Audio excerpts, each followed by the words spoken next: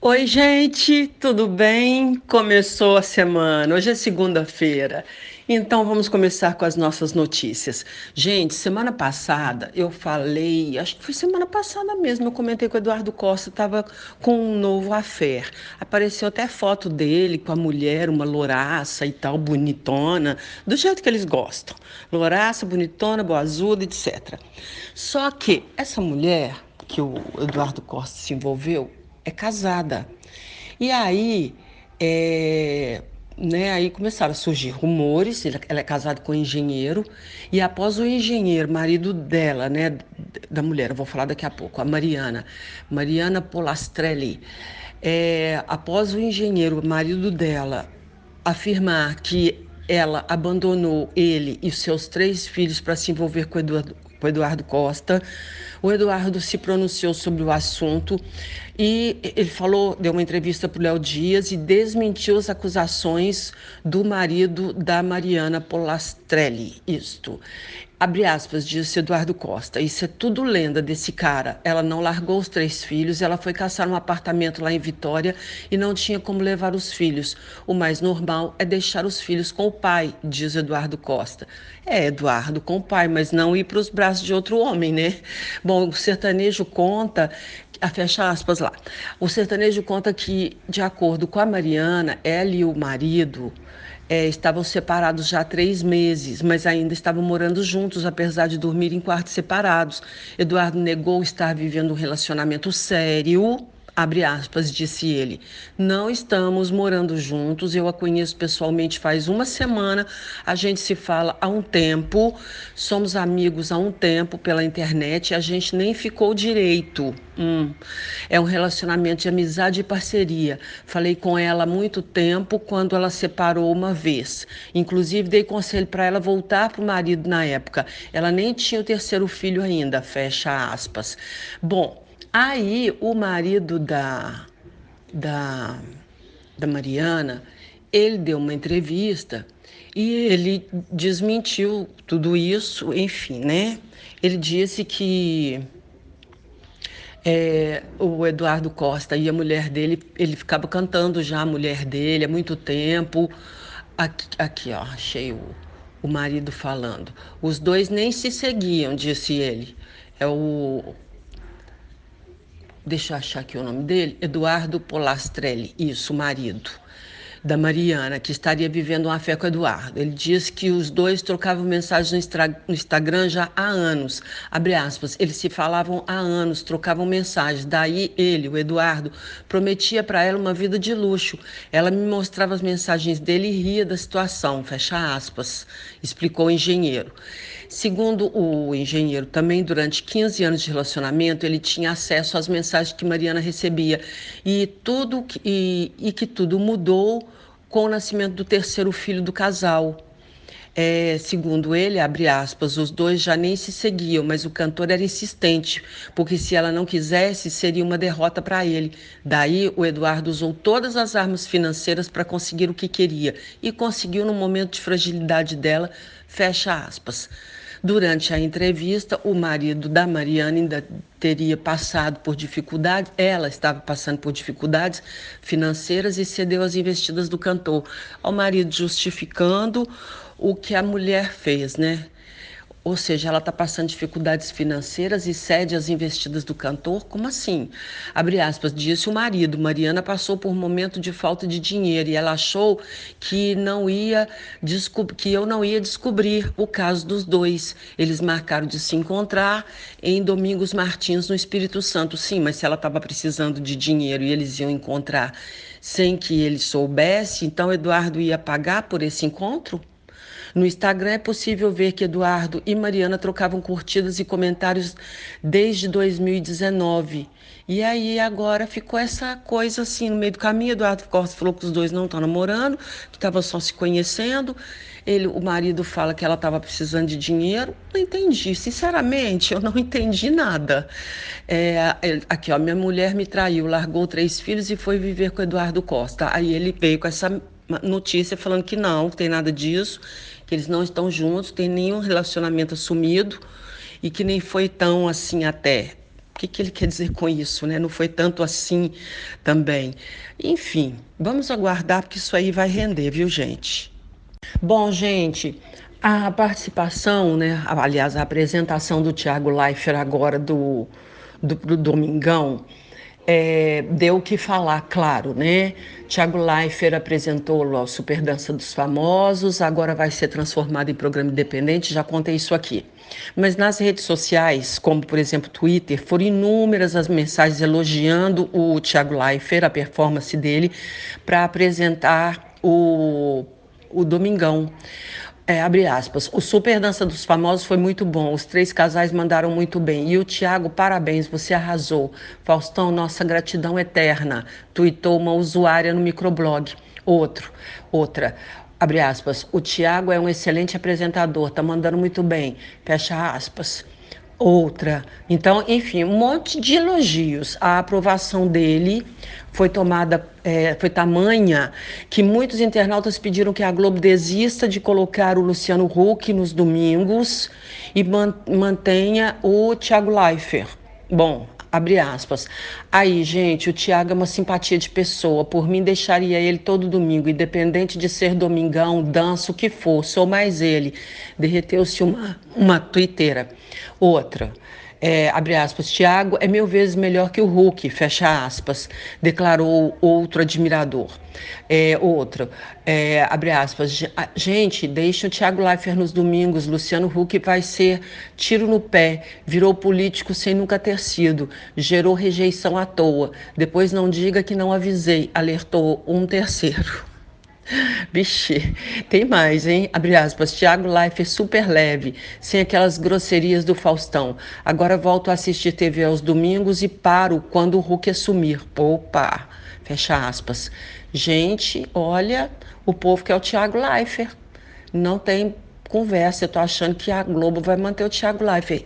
Eu particularmente já comentei aqui e falo de novo, eu acho que o Luciano Huck deveria se manter aos sábados. Lembram o que aconteceu com o Marcos Mion com Legendários?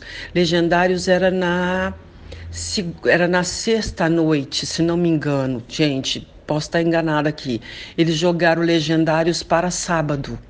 A audiência despencou. E aí eles botam a culpa no apresentador. O programa estava bem, estava consolidado nas sextas, até porque não tem muita coisa para se ver em canal aberto.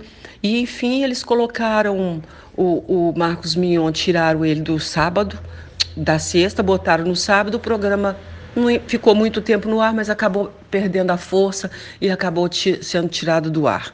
E agora vamos ver o que vai acontecer com essa dança das cadeiras que está acontecendo dentro da Globo, porque com essa agora, se o público até o fim do ano pedir para que o Thiago Leifert fique e o Luciano não volte, não vá para o domingo, ou não venha para o domingo, é um problema para o Luciano Huck. É um caso a se pensar, porque o programa dele de sábado já é um programa que tem uma boa audiência, bem consolidado, está sempre em primeiro lugar, né, nos canais abertos. Então eu acho que eles deveriam repensar bem sobre isso, ver o que vai acontecer. Vamos aguardar, gente, porque isso aí é uma novela. Gente, a Record não para. Incrível, né? Conseguiu fazer Gênesis, uma novela gigante com mais de 200 personagens, né, participantes. E agora as atenções já começam a se voltar para a nova produção da emissora que já está preparando a próxima novela que vai substituir Gênesis, que vai se chamar Reis. O início das gravações está confirmado para setembro já deste ano. E a data de estreia, claro, ainda não foi anunciada, provavelmente. Não sei, né, se vai entrar esse ano, não sei se Gênesis acaba esse ano, deve acabar, né? Bom, conforme foi antecipado, Reis terá a autoria de Rafaela Castro, responsável pela última parte de Gênesis, José, e a experiente também Cristiane Friedman vai fazer parte também da equipe. A novela vai se apoiar em diversos livros da Bíblia, como Reis, Crônicas, Provérbios, Cantares de Salomão, Eclesiastes, Salmos, entre outros. Haverá poucos núcleos e tramas paralelas com uma pegada de série. Em seu início, vai abordar a transição da forma do governo de Israel antes de antes comandado por juízes e depois pela monarquia. Vai mostrar rapidamente os dois últimos juízes, Eli e Samuel, seguirá com os primeiros reis, Saul e Davi, depois virá a história de Salomão e de todos os outros. Neste momento, o reino se dividirá em dois: Israel, capital Samaria, e Judá, capital Jerusalém. O argumento da novela é super rico em tramas palacianas, opressão ao povo, alianças, invasões, idas para cativeiros, destruições. O público também poderá acompanhar grandes milagres, socorro divino, intervenção de Deus em todas as vezes que o povo ou o rei se lembrava e se voltava para ele. A produção da gravação dessa novela deve começar em breve, incluindo por aí a escalação do elenco. Complicado isso, né? Porque eles colocaram tanta gente em Gênesis que fica difícil não voltar com muitos atores que já são contratados da emissora. Então o elenco ainda não está estabelecido, determinado, mas assim que tiver eu comento aqui quem são os principais personagens, apesar de que são tantas histórias que não dá para falar quem é o protagonista. São vários protagonistas, assim como aconteceu com Gênesis também. Agora, essa nova novela, ela vem trazendo uma coisa muito interessante, né? Vai abordar os Salmos, vai abordar algumas partes da Bíblia que são extremamente tocantes e profundas. Vamos ver como é que eles vão mostrar isso. Vamos aguardar. Então, em setembro começa a gravação da nova novela que vai substituir Gênesis. Deve entrar no ar lá para novembro, dezembro. Não sei ainda dizer isso para vocês, ok? Quando é que Gênesis termina? Gente, voltando ainda a falar do programa do Domingão, porque esse assunto vai render, né? A Angélica participou do programa no quadro Dança dos Famosos, né? Neste domingo. E aí ela participou, parece que no júri, eu não assisti, tá, gente? Estou falando o que eu estou lendo. Então, o Thiago Leifert foi pego de surpresa pela saída antecipada do Faustão, todo mundo já sabe disso. Passou a comandar o programa, e aí a Angélica foi participar lá do programa, no jurado, isso, no júri artístico. E o Thiago Leifert perguntou para ela se ela estava sabendo alguma coisa sobre o marido. Tipo assim, você está sabendo sobre a estreia do seu marido? E ela respondeu, abre aspas, no ano que vem ele chega, fecha aspas. Aí o Thiago Leifert disse, abre aspas, não, vem antes, pediu Leifert, vem antes, Luciano Huck, eu preciso tirar férias, porque vem aí o The Voice, fecha aspas, em um outro programa, o Luciano, aliás, o Thiago Leifert voltou a falar no assunto de forma divertida num outro programa. Abre aspas, estou trabalhando que nem um cachorro, Luciano. Fecha aspas. Em uma entrevista ao programa do Bial, Luciano Huck confirmou que vai substituir o Faustão e que a princípio trocaria a Globo pela Band, que a princípio trocaria a Globo pela Band apenas em dezembro deste ano, o Faustão, tá? E deu pistas sobre seu novo programa, abre aspas, é um processo gostoso na hora que você se junta para ter ideia. Você senta, tem a página em branco e começa a trabalhar. Você tem que respeitar o hábito do telespectador. Vou fazer o programa no Brasil, como sempre fiz. Eu rodo o país inteiro e que é o que eu gosto de fazer. Fecha aspas. O apresentador não poupou elogios ao Faustão, né? Diz que é um desafio muito importante na carreira dele, tem enorme respeito pelo Faustão, disse ele. Bom, um dos participantes do quadro, Thiago Abravanel, neste domingo, apareceu nos ensaios da disputa com uma bermuda nas cores arco-íris, símbolo do movimento LGBTQI+. Já no palco da atração, o Thiago teve seu look comentado pelo apresentador. Abre aspas, disse o Thiago Leifert para o Thiago Abravanel. Gostei da bermuda no ensaio, um recado sutil. Fecha aspas, disparou o Thiago Leifert. O Abravanel, então, desabafou num recado que a web apontou como direcionado a Patrícia Abravanel outra vez. Disse ele, abre aspas, todos nós merecemos amor, todos nós merecemos espaço. Eu, como homem gordo aqui no Dança, também me sinto lisonjeado de poder mostrar que as pessoas... para as pessoas que eu posso dançar sim, que eu posso dar pinta sim e que a gente vai ser muito feliz assim, fecha aspas. Bom, se foi recado para a tia, Se ela entendeu como recado ou não, não sei. Até porque parece que ali entrou num ouvido e saiu no outro. Gente, o Carlinhos Maia acabou se envolvendo numa polêmica na internet, tudo por causa da Juliette. A Juliette participou, como eu já tinha comentado, da live do Wesley Safadão. Ela era uma convidada e o Alceu Valença também foi convidado para participar. E o Carlinhos Maia apareceu por lá. Carlinhos Maia, que também é do Nordeste. E ele se envolveu numa polêmica porque Juliette,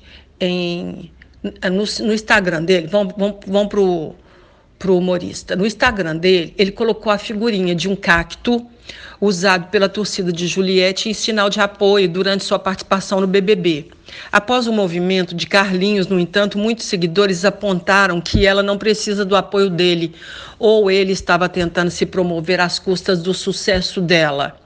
Gente, a mulher agora tá causando até briga por causa do sucesso. Fica difícil, né? Porque todo mundo chegar perto da Juliette agora tá chegando por interesse. Ela não é uma pessoa bacana, né? Ninguém quer chegar perto dela porque ela é bacana, não. Querem chegar perto dela só porque ela ganhou seguidores, porque ela ganhou dinheiro, porque ela tá ganhando. Eu não acredito nisso. Em meio à confusão, Carlinhos Maia veio a público explicar sua relação com a Juliette. Abre aspas, disse o Carlinhos. Ela não está precisando do meu apoio, mas é uma representante extraordinária do lugar que nunca saí e vivo até hoje, meu país, Nordeste. Enquanto ela estiver lá, enaltecendo o povo da nossa terra, todos que são nordestinos devem enaltecê-la e não deixar competições bobas acontecerem, escreveu ele, que é alagoano. Ela é paraibana, ele é alagoano. Agora, teve uma polêmica também, porque nessa live do Carlinhos, na live do Safadão, a Juliette aparece conversando com Carlinhos Maia, sem máscara, os dois, perto, sem distanciamento social. E aí o público, né, aliás, a web, começou a cobrar. A Juliette pode, ninguém fala nada, ninguém critica. Ninguém criticou, gente. É estranho isso, né? Porque, né, vamos pensar, não tem nada a ver uma coisa com a outra, né? Tem que usar máscara, sim. Aliás, a marca que nós atingimos, a todo mundo aí falando em 500 mil, a gente continuar do jeito que lá vai, nós estamos caminhando para 600 e rapidamente. Então, a situação do Brasil é muito séria em relação ao Covid. Tomar cuidado, não pode tirar máscara ainda. Isso é um perigo, até porque tem cepas novas chegando, que são mais contagiosas cada vez mais, então tem que tomar muito cuidado. E aí, já que eu estou falando da Juliette, estou vendo uma notícia aqui que diz o seguinte: Gabigol e Thiaguinho reagem após citação de Juliette no BBB. Em conversa com Arthur, a Juliette especulou que as três celebridades se tornaram que três celebridades se tornaram fãs dela. Aí falou do Gabigol, falou do Thiaguinho. Então, após a exibição do trecho da conversa no BBB 21, em que Juliette cita Neymar, Gabigol, Thiaguinho como possíveis fãs dela, tipo assim, já pensou se eles virarem meus fãs? Na época foi assim.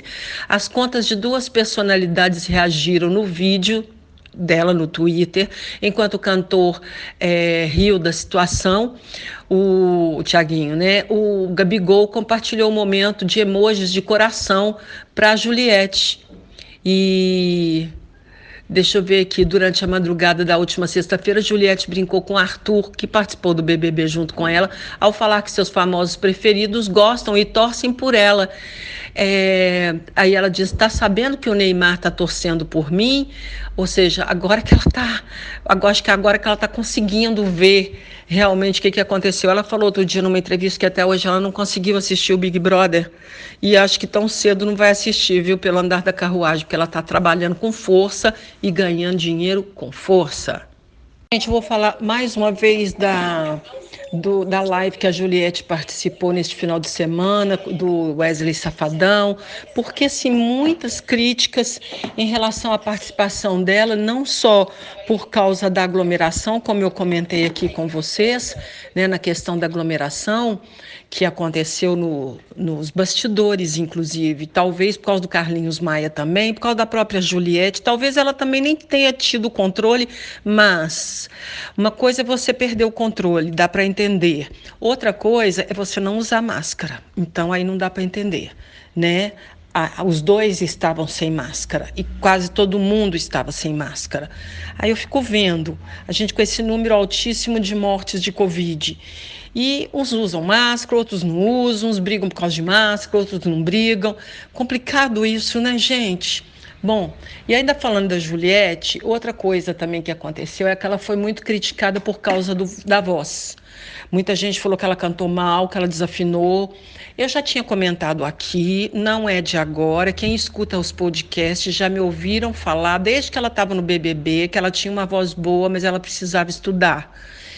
E quando ela cantou com o Gilberto Gil e apareceu no Fantástico, e eu assisti só o finalzinho, eu concluí a mesma coisa de novo. Juliette canta bem, mas precisa estudar. Ela não segura em alguns momentos a voz e aí às vezes dá uma leve desafinada. E o pessoal começou a falar que ela está desafinando demais.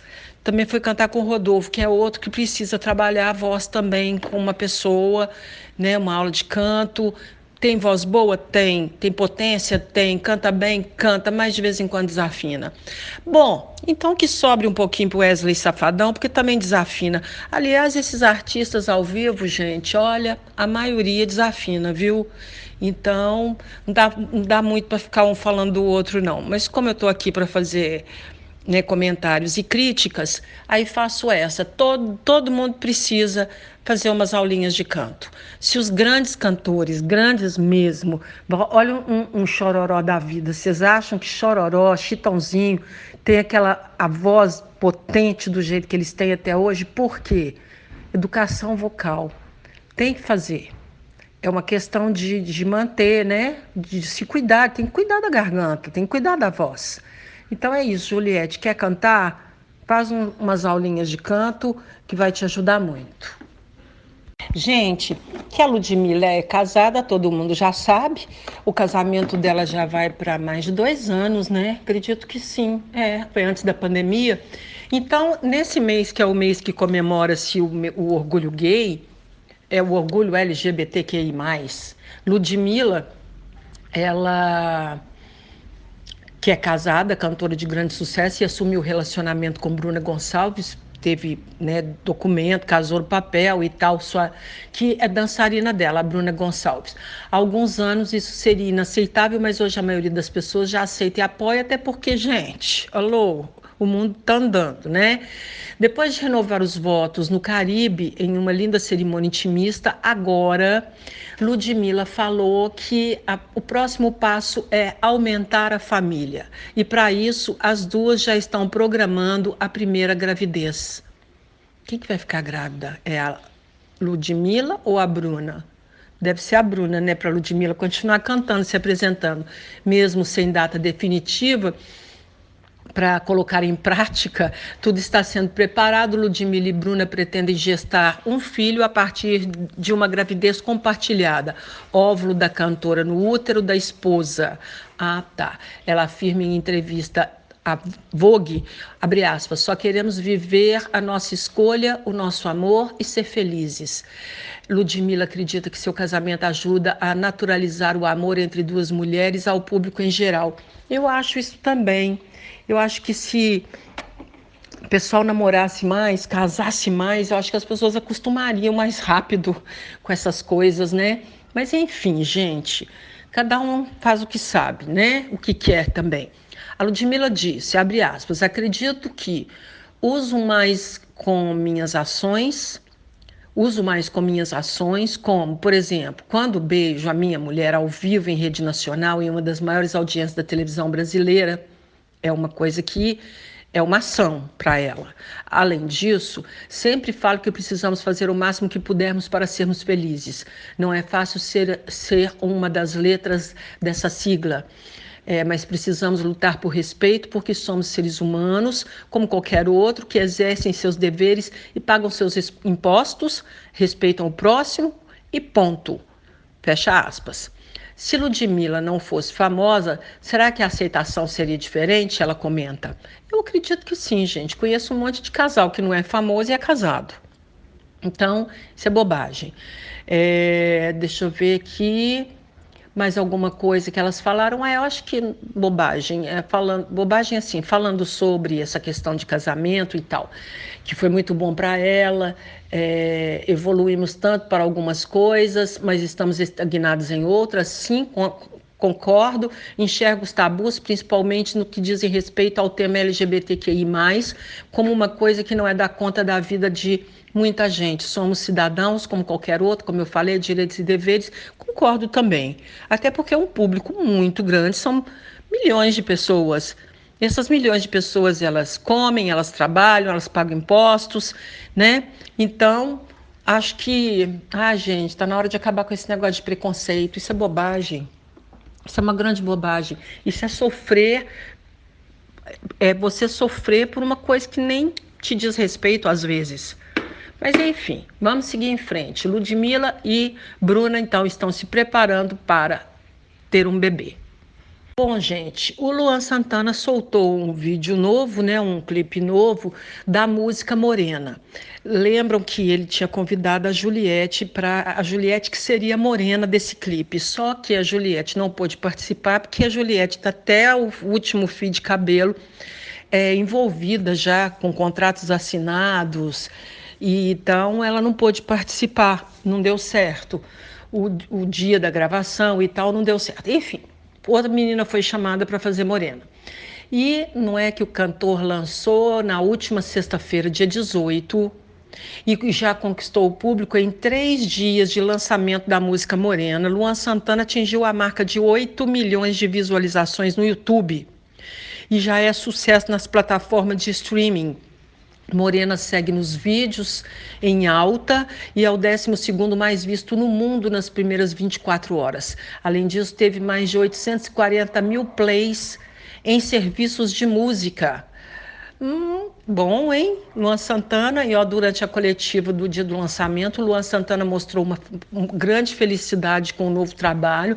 Morena surgiu de um meme e inspirou a seguir a carreira do ator. E o inspirou a seguir a carreira de ator que ele porque quer fazer Pantanal.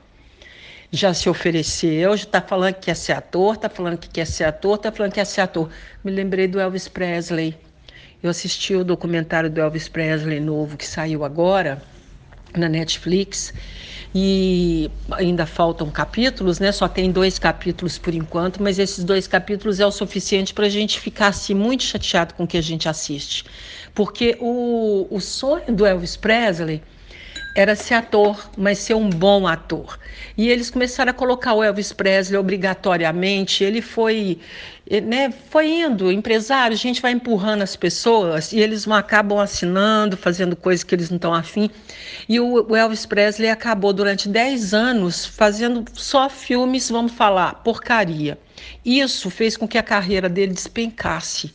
E aí, a partir daí, ele teve que começar, tipo, do zero outra vez, começar a cantar coisa que ele tinha parado de fazer, que era cantar violão. Ele só estava cantando as músicas de filme, as músicas feitas para filme, então não tinha nem disco para o povo ouvir. Enfim, o Elvis Presley realmente sofreu muito na carreira dele, foi muito mal assessorado, ganhou muito dinheiro, mas foi muito infeliz. E aí o caso agora eu me lembrei do Elvis Presley, porque o Luan Santana está sonhando em ser ator, e ele está falando disso há muito tempo. E Morena, ele meio que interpreta, né, um personagem, e ele está doido para fazer alguma coisa. Eu achei até que ele fosse desistir de Pantanal, mas como ele continua falando que ele quer atuar, então pode ser que ele entre em Pantanal, não sei, tá, gente? Isso é só uma suposição, uma especulação, ok? O diretor de cinema Quentin Tarantino está indo para Roma, ele vai receber um prêmio lá em Roma, no Festival de Cinema, e ele falou mais uma vez sobre o último filme da sua carreira. Ele está falando disso direto. Eu fico sinceramente muito triste, porque eu amo os filmes do Quentin Tarantino. O último dele, lembrando, era Uma Vez Hollywood, que foi um filme que concorreu a um monte de Oscar. Daqui a pouco eu vou falar sobre isso. Vamos falar sobre o novo filme, o último, é o 10º filme. Ele diz que o 10º filme seria o último filme da carreira dele. Aí ele disse: o que vocês estão assistindo hoje é meu penúltimo filme, ou seja, Era Uma Vez Hollywood. Coloquei neste filme tudo o que tinha. Não queria que ficasse nada por dizer ou fazer. Tarantino diz que não sabe o que ele vai mostrar no último filme ainda, mas deixou um recado para os curiosos. Abre aspas. Se pensarmos que todos os filmes de um diretor contam uma só história, cada filme é um pequeno vagão de um enorme trem. Quero fazer um enorme super filme que englobe a lógica de toda a minha obra. Nossa, vai sair bomba atômica aí. O nono filme dele, como eu falei, o Era Uma Vez Hollywood, e a ideia do novo filme é que tudo aconteça no ano que vem. E o filme se passa, a história já está pensando nela antes dos anos de 1970. Deixa eu ver o que mais que dá para falar. Ele fala muito do rádio aqui, que ele escutava muito rádio, que ele lembra como que era importante na vida dele ouvir as emissoras de rádio. A gente sempre escutava rádio quando viajava de carro. Se não gostasse da música, não desligava. Falava por cima do programa, mas o rádio continuava ligado. Segundo Quentin Tarantino, em sua lembrança ainda estão bem nítidos os cartazes, as paradas, todas aquelas coisas que uma criança de 6 anos vê pela janela do carro. Então já está dando algumas pistas aqui, né?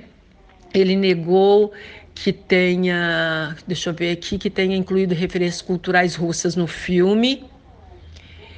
Deixa eu ver aqui, o que mais? Esta é a segunda visita. Ele foi para a Rússia de novo. Todo mundo achando estranho, porque ele está indo tanto para lá. Enfim, gente, olha, eu acho que tem alguma coisa a ver, Rússia e o último filme do Quentin Tarantino. Não sei porquê, mas eu acho que tem. Posso estar enganada por tudo que eu estou lendo aqui. Ele está indo muito para a Rússia. E com essa ideia desse novo filme, olha, essa é a segunda visita de Tarantino à Rússia. Ele foi convidado em 2004, tem muitos anos, né, para o Festival de Moscou. Aproveitou a ocasião para homenagear o poeta Boris Pasternak.